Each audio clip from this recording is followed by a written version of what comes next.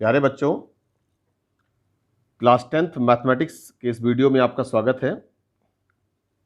आज हम chapter 5 discuss करेंगे, अर्थमेटिक प्रोग्रेशन।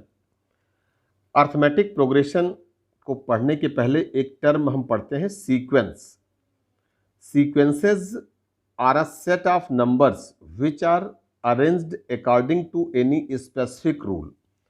अभी आता है, पूछा जाता है कि सीक्वेंस क्या है, प्रोग्रेशन क्या है। तो सीक्वेंस किसी पर्टिकुलर रूल के अकॉर्डिंग बनाए जाते हैं।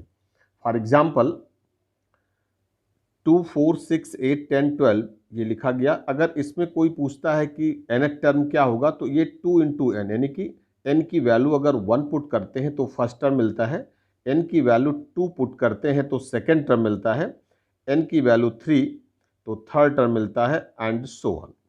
तो अब उसके बाद में 3, 5, 7, 9, 11, 13, तो ये ऑड नंबर का सीक्वेंस शो करता है। इसके लिए nth टर्म जो लिखेंगे वो 2n+1 लिखेंगे। n की वैल्यू 1 तो ये नंबर आएगा, 2 पर ये आएगा, एंड सो ऑन। ऐसे ही 2, 3, 5, 7, 11, 13, 17 ये जो है वो सेट ऑफ प्राइम नंबर्स, यानी कि प्राइम नंबर्स हैं, और एंड सो ऑन। इसमें हमने कुछ 17 तक ही नंबर्स लिए हैं, तो ये प्राइम नंबर्स हैं। तो इसके हम बेसिस पे डिफरेंस लिखते हैं progression and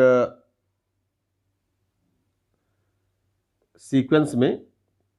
the difference between a progression and sequence is that a progression has a specific formula to calculate its nth term, whereas a sequence can be based on a logical rule like a group of prime number which does not have formula associated with it. तो यहाँ पर यह है कि logical rule की base पर हम sequence लिखते हैं और प्रोग्रेशन के लिए एक पर्टिकुलर फार्मूला होता है। अब इस बेसिस पे हम आते हैं अर्थमेटिक प्रोग्रेशन की डेफिनेशन पर। A sequence in which each term differ from its preceding term by a constant is called an arithmetic progression. This constant is called the common difference of AP. अब यहां पर हमने अभी हमको यहां पर अर्थमेटिक प्रोग्रेशन ही पढ़ना है। तो अगर कोई सीक्वेंस, ऐसा सीक्वेंस लिखा गया हो कि जिसमें जो सारे टर्म, जैसे हमने लिख दिया एक नंबर 1, 2, 3, 4, 5, 6, 7, 8 डैश डैश, इसमें हम देख रहे हैं कि इन दोनों के बीच +1 का डिफरेंस, इनके बीच +1 का डिफरेंस, इनके बीच +1 का डिफरेंस, इनके बीच +1 का डिफरेंस, +1 +1। तो यहाँ पर जो डिफरेंस है ये कॉमन है, सब में 1 1 1 का डिफरेंस है। तो यहाँ पर हम लिखेंगे हियर कॉमन डिफरेंस इज 1। इसका कॉमन डिफरेंस क्या हो जाएगा? 1। कॉमन डिफरेंस को d से डिनोट करते हैं, तो d = 1 हो गया। अब जैसे हम 2, 4, 6, 8, 10, 12 डैश डैश, अब इसमें हम देख रहे हैं कि इन दोनों के बीच में +2 का डिफरेंस आ रहा है, +2 +2 +2, it means common difference is +2। अगर कहीं पर कोई सेट ऐसा बना दिया जाए नंबर का 2 2 2 2, तो इसमें 0 का हम +0 लिख दें, -0 लिख दें, कोई फर्क नहीं पड़ेगा। तो हम यहाँ पर 0 का डिफरेंस अगर हम दिखा रहे हैं तो 0 ही केवल अगर आप लिखते हैं तो इसके बीच में 0 0 का डिफरेंस आ जाता है। तो इसको बोलेंगे यहाँ पर कॉमन डिफरेंस जो होगा वो 0 होगा। तो अब हमको अर्थमेटिक प्रोग्रेशन, कैसे कोई सीक्वेंस लिखा हुआ है, कोई टर्म का सेट दिया हुआ है और वो एपी में है या नहीं है, ये हम कॉमन डिफरेंस की बेसिस से जानेंगे। जैसे कहीं पे लिखा है 1, 3, 5, 9, 12, तो इन दोनों के बीच में हमने देखा +2, फिर +2, फिर +4, तो ये कंफर्म हो गया कि ये एपी में नहीं होगा। एपी में होने के लिए कॉमन डिफरेंस सेम होना चाहिए। तो अब इसमें जो हमारे पास एपी के टर्म होते हैं वो लिखे जाते हैं A plus D, A plus 2d, A plus 3d, A plus 4d and so on. ये एपी, अब इसमें होता क्या है कि जो सक्सीडिंग टर्म से प्रीसीडिंग टर्म को माइनस करते हैं, यानी A plus D minus A से ए कैंसिल तो डी आ जाएगा। अब इससे इसको माइनस करो, A plus 2d minus A minus D, cancel 2d minus D. इसका मतलब ये हुआ कि इसको हम बोलेंगे first term, second, third, fourth, fifth. तो first, second, third, fourth, fifth. तो अब यहाँ पर सेकेंड से फर्स्ट को, थर्ड से सेकेंड को, फोर्थ से थर्ड को, फिफ्थ से फोर्थ को सब्सट्रैक्ट करेंगे और सब में कॉमन डिफरेंस हमारा डी ही आएगा। तो यहाँ पर हम कॉमन डिफरेंस फाइंड करते हैं। अब हम बताते हैं कि इसको अगर लिखना हो तो ऐसे भी लिख सकते हो, A1, A2, A3, A4, A5, A6 and so on. तो इस तरह से हम लिखेंगे तो ये हमारा फर्स्ट टर्म को रिप्रेजेंट करता है, ये सेकेंड टर्म को, ये थर्ड, ये फोर्थ, ये फिफ्थ। और अगर A6 को मैच कराना होगा तो A प्लस 5D होगा। अब हम आगे बता रहे हैं कि ये और ये कैसे कोरिलेट होते हैं। इसका मतलब हम इसके जनरल फॉर्म की बात करते हैं कि general form of an AP क्या होता है। General form an is equal to a plus n minus 1 into d, where an be the nth term, a be the first term,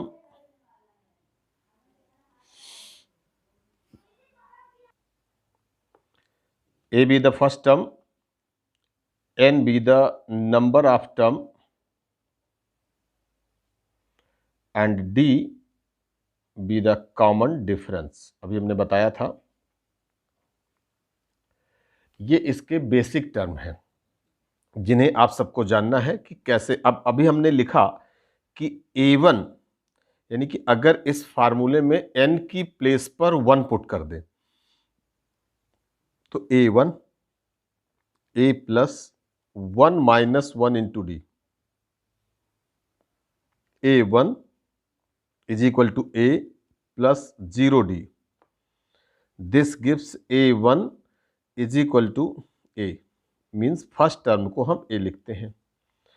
अब n की वैल्यू 2 पुट कर दो, A2 is equal to a plus 2 minus 1 into D, A2 is equal to a plus D, 2 minus 1 1 हो गया, 1 लिखेंगे नहीं, a plus d.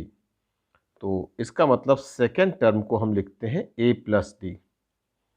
Third term के लिए A3 पुट कर देंगे, A3 is equal to a plus 3 minus 1 into d, तो ये बनेगा a प्लस 2d। यहाँ पे एक लॉजिक देखने को मिल रहा है कि A1 था तो 1 से यहाँ पर एक वैल्यू कम आई यानी कि 0d आया। A1 को हम लिखते हैं a प्लस 0d, और अगर A2 है तो 2 से एक वैल्यू कम आई, 2 माइनस 1 यानी a प्लस डी लिखते हैं, और A3 आई तो इसको हम a प्लस 2d, यानी अगर यहाँ पे 3 तो यहाँ पर 2। अगर आपसे कोई कहता है कि A14 क्या होगा तो a प्लस 13d, A19 क्या होगा यानी 19th टर्म तो a प्लस 18d। तो ऐसे ही अभी हमने जैसे लिखा था कि a plus D, a plus 2d, a plus 3d, a plus 4d, a plus 5d। तो ये हमारा जो फर्स्ट टर्म हो गया उसको A1, A2, A3, A4, A5, A6 and so on. तो ये हमारे पास इस तरह के टर्म आते हैं। तो इससे हमको लिखना आ गया कि फर्स्ट टर्म को हम a लिखते हैं, सेकेंड टर्म को a plus d, third term को a प्लस 2d। आगे हम इसका यूज क्वेश्चन में करेंगे। Exercise 5.1 first question, In which of the following situation does the list of numbers involved to make an arithmetic progression and why? First, condition given है और बताना है कि ये कंडीशन अर्थमेटिक प्रोग्रेशन फॉर्म करती है या नहीं करती है। The taxi fare after each kilometre when the fair is ₹15 for the first kilometre and ₹8 for each additional kilometre. Taxi fare की बात की गई है, तो यानी कि अगर हम 1 किलोमीटर जाते हैं तो हम ₹15 देते हैं and ₹8 for each additional kilometre. अगर हम 2 किलोमीटर जाते हैं तो 15 में 8 ऐड करके देंगे यानी कि 23 देंगे उसको। अगर हम 1 किलोमीटर और जाते हैं तो इसमें 8 ऐड करके देंगे, इसका मतलब हो जाएगा 31। और 1 किलोमीटर जाते हैं तो 39 एंड सो ऑन। तो ये जो कंडीशन बनी फेयर की, उस पे हम देखते हैं कि क्या कॉमन डिफरेंस सेम है। लेकिन एक बात ध्यान देना है, कॉमन डिफरेंस सक्सीडिंग टर्म से प्रीसीडिंग टर्म का माइनस करके निकालते हैं। तो 23 माइनस 15 कितना आया? +8। 31 minus 23 +8। 39 minus 31 +8। Here common difference is same. It means the condition या the given condition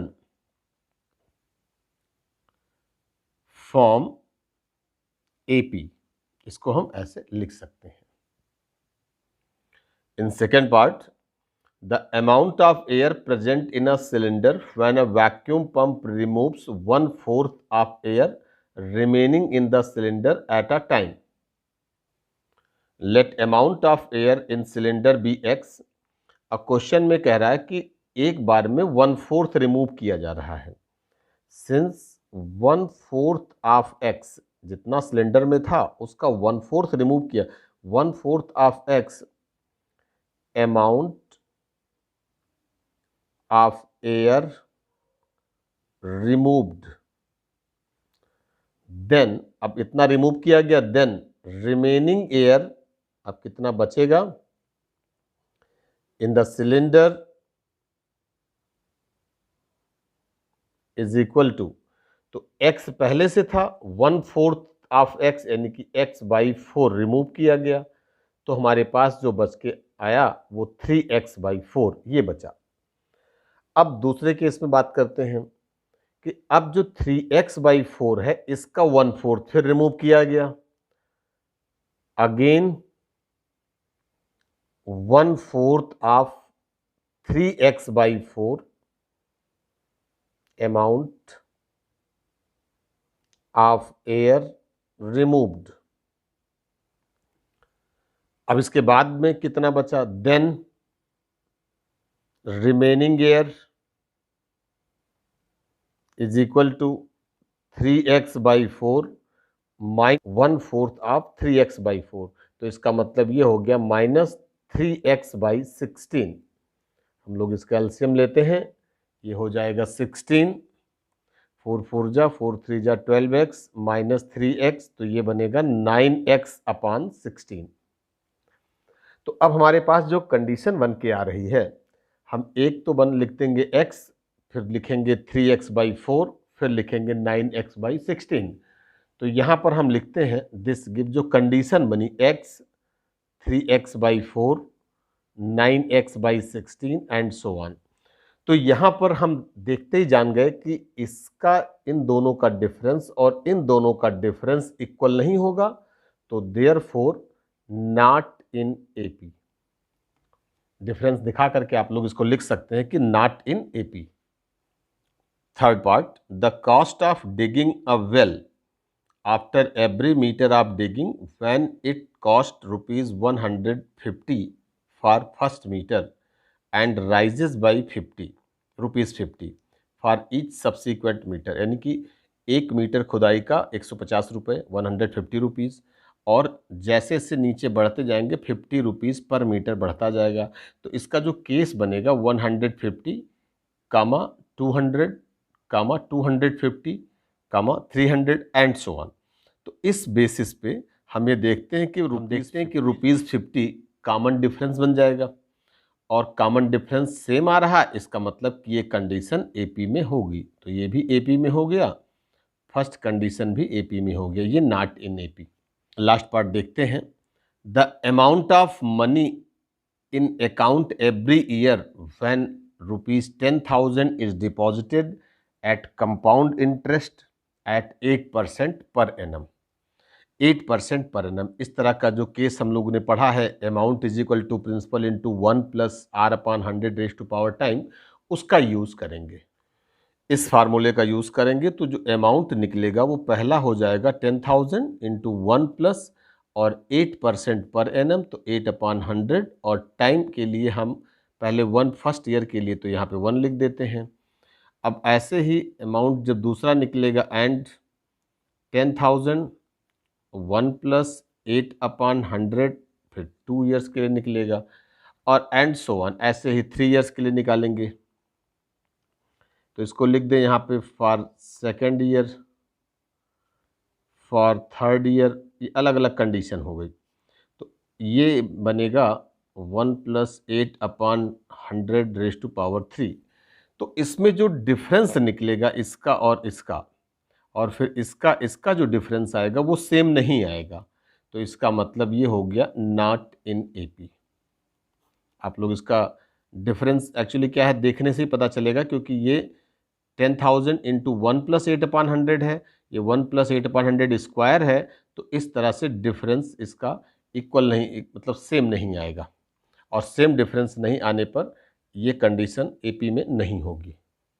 question number 2, write first 4 terms of the AP when the first term A and common difference D are given as follows। तो A is equal to 10 and D is equal to 10। तो first part हम solve करके दिखाते हैं। A is equal to 10 and D is equal to 10, और हमको first 4 terms लिखने हैं। तो फर्स्ट 4 टर्म्स ऑफ AP, अब बनेगा क्या, ए plus D, A plus 2D, A plus 3D। तो जब ए की वैल्यू यहाँ पर पुट करेंगे तो ये 10 हो जाएगा, और ए प्लस डी यानी 10 प्लस 10 तो ये बनेगा 20, और ए की वैल्यू 10 और 2 इंटू 10 क्या बनेगा 30, और ये बना 40। तो हमको फर्स्ट 4 टर्म से लिखने थे, तो 10 20 30 40। अब ऐसे ही सेकेंड पार्ट इसका जो दिख रहा है, a is equal to -2, d is equal to 0। तो इसके जो फर्स्ट 4 टर्म होंगे तो 0 से कोई इफेक्ट आएगा नहीं, तो -2 -2 -2 -2, ये हमारे पास फर्स्ट 4 टर्म्स हो गए। तो हमने फर्स्ट सेकेंड पार्ट बता दिया। थर्ड फोर्थ माइनस में थोड़ा ध्यान से करेंगे, कहीं गलत ना हो, साइन का मिस्टेक नहीं होना चाहिए फर्स्ट सेकेंड होने के बाद में, बाकी ये फिफ्थ पार्ट तक आप इसका कर सकते हैं। Third, for the following APs right the first term and the common difference. तो ये क्वेश्चन बहुत इजी है। अब हम इसके सबके फर्स्ट टर्म यहाँ पे 3 होगा, इसका फर्स्ट टर्म -5 होगा, इसका फर्स्ट टर्म 1/3 होगा, इसका फर्स्ट टर्म 0.6 होगा। अब इन्होंने कहा कि एंड कॉमन डिफरेंस, तो कॉमन डिफरेंस के लिए 1 से 3 को माइनस करेंगे। ध्यान से सुनना मेरी बात, 1 से 3 को माइनस करेंगे, 3 से 1 को नहीं करेंगे, 1 से 3 को करेंगे -2। यहाँ पे -1 से फिर माइनस लगेगा, फिर -5 लिखा जाएगा, तब साइन मिस्टेक नहीं होनी चाहिए। तो -1 फिर माइनस लगेगा, फिर -5 लगेगा, यानी +5 हो जाएगा, +5 -1, तो इसका 4 आ जाएगा। तो इस तरह से हम लोग इसके कॉमन डिफरेंस लिख सकते हैं, और फर्स्ट टर्म भी हमने सबका बता दिया है। अब आते हैं क्वेश्चन नंबर 4 पर। Which of the following are APs. अब हमको इसमें पता करना है कि एपीज कौन कौन से हैं। Which of the followings are APs, if they form an AP find the common difference d and write 3 more term. तो जिसमें जिसमें हमको एपी के फॉर्म में मिलेगा। अब एपी कैसे देखेंगे, कॉमन डिफरेंस के बेसिस पे। जैसे हमने 4 से 2 को माइनस किया तो 2 आया, 8 से 4 को माइनस किया 4 आया, कॉमन डिफरेंस सेम नहीं है, तो फर्स्ट टर्म हमारा एपी में नहीं होगा। अब सेकंड की बात करते हैं और फिर थर्ड फोर्थ फिफ्थ हम सबका चेक करते हैं और चेक करने के बाद बताते हैं कि कौन सा एपी है। अगर एपी है तो उसके हमको 3 टर्म्स और लिखने हैं। यहां देखते हैं 2,5/2, तो इससे इसको सब्ट्रैक्ट करते हैं। तो now d is equal to, 2 बार चेक करेंगे, एक बार इससे इससे, एक बार इसका इससे। तो अब यहाँ पर देखने में इसे लग रहा जा रहा है कि ये 5/2 का मतलब 2.5 से 2 निकलेगा 0.5, यानी कि 1/2 आएगा। निकाल के देखना है तो इसका मतलब यही होगा कि 5/2 माइनस 2, 2 2 जा 4, 5 माइनस 4 यानी 1/2 आ जाएगा। अब सेकेंड केस एक और दो कम से कम देखना होता है। तो 3 माइनस 5/2, तो 2 3 जा 6 माइनस 1 माइनस 5, तो 1/2। इसका मतलब क्या होगा, here common difference is same, it means it is an AP. ये एपी में है। अब उसके बाद में जब एपी में है तो 3 टर्म्स और लिखने हैं, देन 3 मोर टर्म्स आर, तो 3 मोर टर्म्स आर, हम तो पहले लिखेंगे 2, 5/2, 3, 7/2। अब 7/2 में 1/2 ऐड होगा, तो 8/2 यानी कि 4 आ जाएगा। अब 4 में 1/2 ऐड होगा तो हम इसको 9/2 लिख सकते हैं। 9/2 में 1/2 ऐड होगा तो इसको हम 5 लिख सकते हैं। तो 3 मोर टर्म्स आर, इसको अंडरलाइन कर दो, ये हमारे पास 3 मोर टर्म्स इसके आ गए। अब इसी मेथड से इन दोनों को चेक करके आप देखेंगे, इसको भी चेक करेंगे। इसको हम देखते हैं तो ये 3 प्लस √2 से जब हम ये माइनस करेंगे तो 3 3 कैंसिल हो जाएगा और √2 बचेगा। इससे जब ये माइनस होगा तो फिर 3 से 3 कैंसिल, 2√2 से √2 माइनस होगा, √2 आएगा। इसका मतलब कि कॉमन डिफरेंस यहाँ पर √2 आ रहा है।